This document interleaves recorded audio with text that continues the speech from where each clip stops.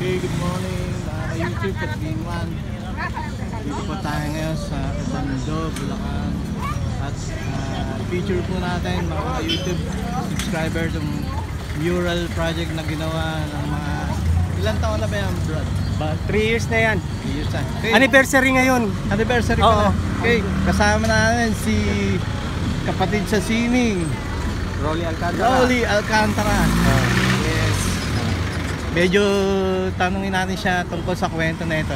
Actually, kasama po ako na gumawa rin dito eh. Hindi ko lang maalala kung sino-sino yung mga artist. Okay, kailan ba natin ginawa, Brad?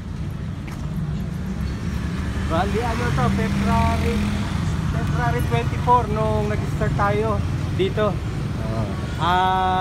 One day lang natin ginawa ito. Pinagsama-sama natin yung mga artist na mga kaibigan natin.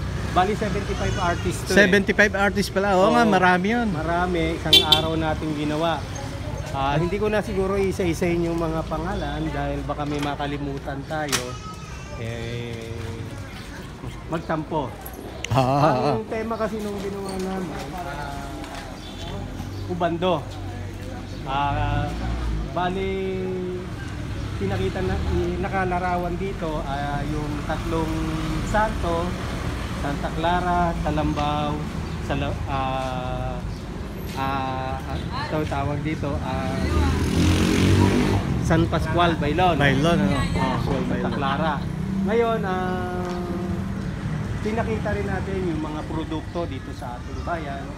Pinakita natin na nung panahon kasi na yon, mayaman tayo sa sa yamang dagat. Kaya nung time na naisip din namin mga artists, yung Nuestra Señora de Salambao, kung hindi nyo alam ang istorya nito, ito ay nahuli ng isang mangingisda sa karagatan. Ngunit, pero ang nakahuli po nito ay taga Malabon. Nung nahuli na yung Nuestra Señora de Salambao, ito ay dinala nila sa Malabon. Ay, ibig sabihin, tinangay siya ng Agos? Dinala nila sa Malabon pero ayaw umandar yung bangka. Ayaw umandar nung bangka. Ngayon, nung pinihit nila yung bangka papuntang Ubando, mabilis na nakarating dito sa bayan ng Pala Ubando. istorya niyan. Oo, kaya ito yan ang istorya. Madami tayong iba't ibang style yung ginawa natin, pero iyon pa rin yung tema, sama-sama. Katulad nga ngayon, kasama ko rin si Kasining Mar Torres. Yes, Isa sir, rin good morning. Isa rin sa Ubando visual artist na nagtiyaga at sumubaybay. Isa rin siya sa kasama nating advisor dito, si Kuya Mar Torres. Yes, sir. Subscribe po kayo sa YouTube natin. Okay lang po. Ikutan natin kabilang side.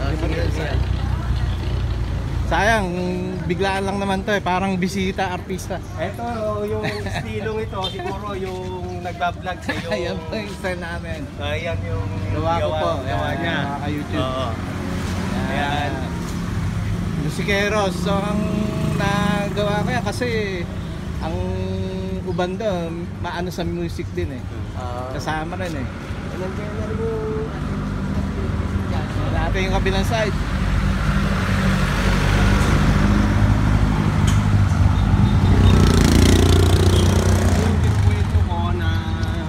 Nuestra Señora de Salambao.